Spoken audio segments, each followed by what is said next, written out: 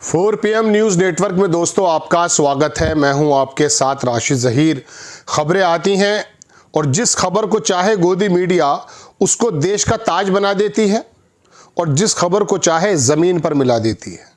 अभी 3-4 रोज़ पहले राहुल गांधी की पुरानी क्लिप में देख रहा था दोस्तों, जिसमें वो राफेल का जिक्र कर रहे थे। अब एक किताब आई है दोस्तों, उस किताब के अंदर राफेल के अंदर जो दलालियाँ हुई हैं उसके बारे में जिक्र खैर है, लेकिन आपके सामने तो सिर्फ 134 विमान का जिक्र है। 134 विमान लिए जा रहे हैं। जब मनमोहन सिंह साहब अपनी सरकार में ले रहे थे 126, उस वक्त उसको घटाकर 36 क्यों कर दिया गया था। मैं सारी बात आपके सामने रखूंगा और छोटी सी कहानी यह है कि जो वीडियो मैं आपको दिखा रहा हूं इसके अंदर यह है कि Anil Ambani was Modi government choice in Rafale deal.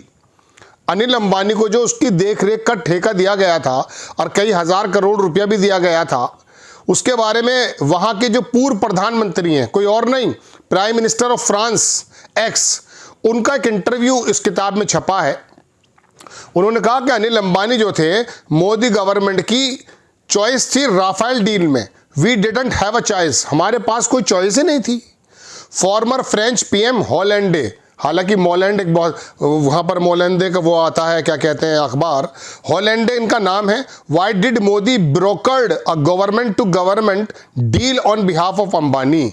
Ambani के लिए सरकार टू सरकार क्यों ब्रोकरिंग कर रहे थे मोदी जी, ये इसके बारे में इनका कहना है। प्रणोंजय गुहा एक अच्छे पत्रकार हैं, इन्होंने लिखा बाय एंड रीड। आप इसको खरीदें किताब को और थोड़ा पढ़ें, लेकिन पढ़ेगा कौन, एक तो अंग्रेजी में है। हिंदी पट्टी के अंदर जो बताकर गया था वो जो साउथ का सांसद था कि गोबर पट्टी है, तो ज़रा समझ लेना चाहिए प्रणोंजय गुहा को। कह रहे हैं बाय एंड रीड, पढ़ें और खरीदें और पढ़ें। राफेल डील जो है फ्लाइंग लाइज, जो राफेल डील है वो किस प्रकार के झूठों को अंबार है। The role of the prime minister Modi in India, biggest defence scandal, बड़ा स्कैंडल इंडिया के अंदर प्रधानमंत्री मोदी ने किया।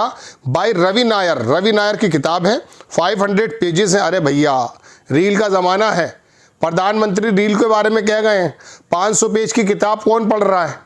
और दूसरी बात, आप इसके हिस्से छोटे छोटे बताते रहिए, उससे हो सकता है कुछ फ़ायदा हो जाए।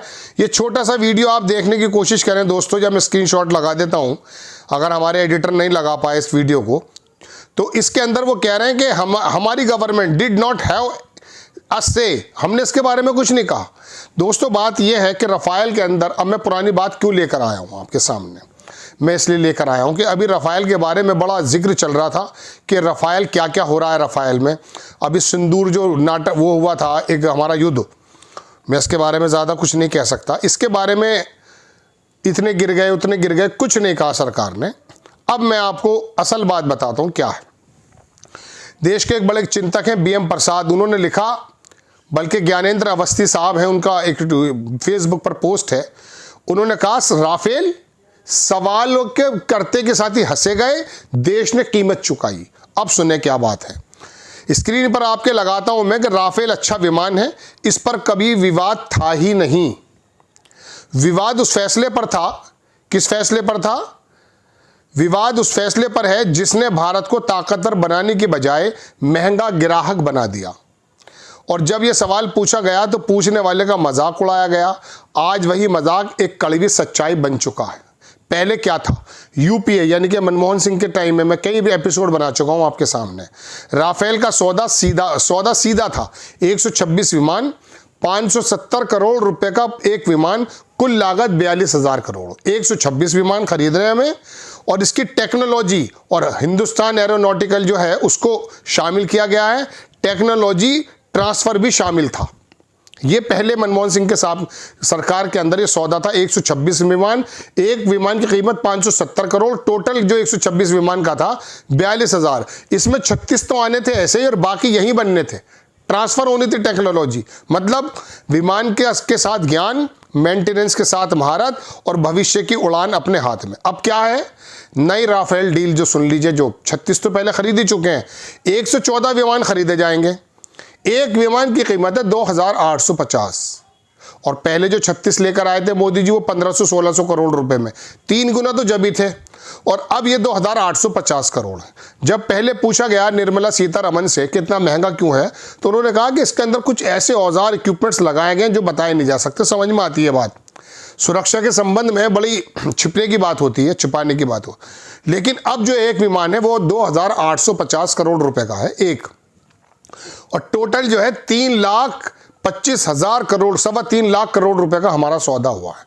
जब 126 विमान सिर्फ और सिर्फ 42,000 करोड़ के थे, आज 114 विमान 3.25 लाख करोड़ रुपए के हैं। और घसीटते हैं, अभी लाए वहां से ओमान से हम पुराना कबाड़। HAL बाहर हो गया इस डील में जो भी की जा रही है। टेक्नोलॉजी ट्रांसफर गायब है, विमान वहीं, दाम 5 गुना, हासिल सीख शून्य। असल सवाल कीमत का था ही नहीं, असल सवाल यह है कि एक ही विमान बिना तकनीक के 5 गुना महंगा कैसे हो गया। थोड़ा महंगाई चल रही है लेकिन 5 गुना तो नहीं हुई है।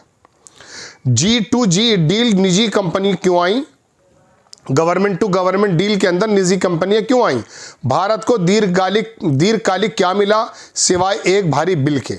सवाल पूछने पर क्या मिला? कोई जवाब नहीं, बल्कि शोर, राष्ट्रवाद का नारा, सेना का नाम और सवाल पूछने वालों पर ठहाका। ये वह पल था, अब लोकतंत्र कमजोर पड़ने लगा जब सरकार सवाल से डरने लगी। दुनिया क्या क्या कर रही है? चीन ने $42 बिलियन जेट इंजन तकनीक में लगाए हैं। अपना जो जे थंडर वगैरह दुनिया भर का, इंडोनेशिया भी ले रहा है उससे, J-17, पाकिस्तान भी लगा हुआ है उसमें। चीन ने $42 बिलियन जेट इंजन की तकनीक में लगाए, भारत ने $52 बिलियन रेडीमेड विमान खरीदने में लगाए। चीन आज शर्तें तय करता है, भारत आज शर्तें मानता है। फर्क साफ है, जो इंजन बनाता है वही दिशा तय करता है। सबसे असहज सच, राफेल सवाल राजद्रोह नहीं थे, वो रणनीतिक चेतावनी थे। जब राफेल पर सवाल हो रहे थे तो वो राजद्रोह नहीं था जैसा इन्होंने बना दिया था।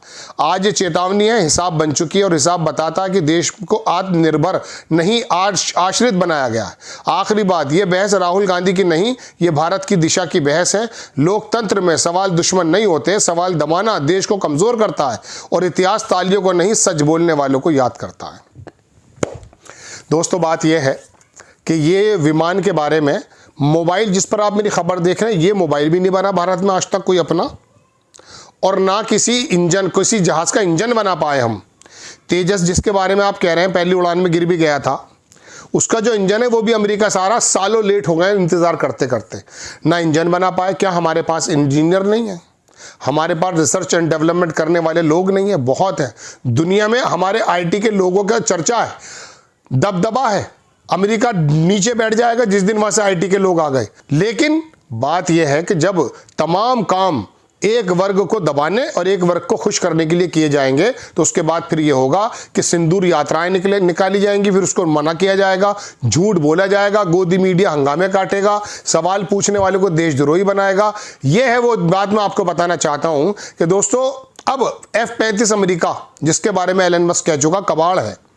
हमारी टेक्नोलॉजी के बारे में अगर आप बात सुने ना तो पता चल जाएगा कि हमारी बस मैं वो अल्फाज इस स्क्रीन पर कह भी नहीं सकता जो मेरे मन में उमड़ते हैं।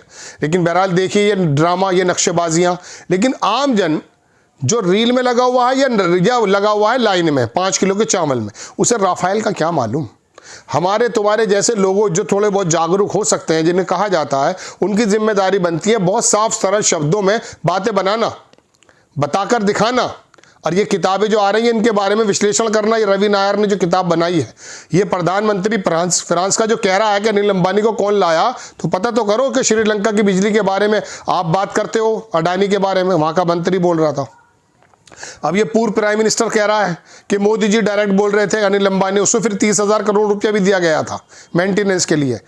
ये किसी के बाप का पैसा नहीं है दोस्तों, ये आपका और मेरा पैसा है। जय हिंद।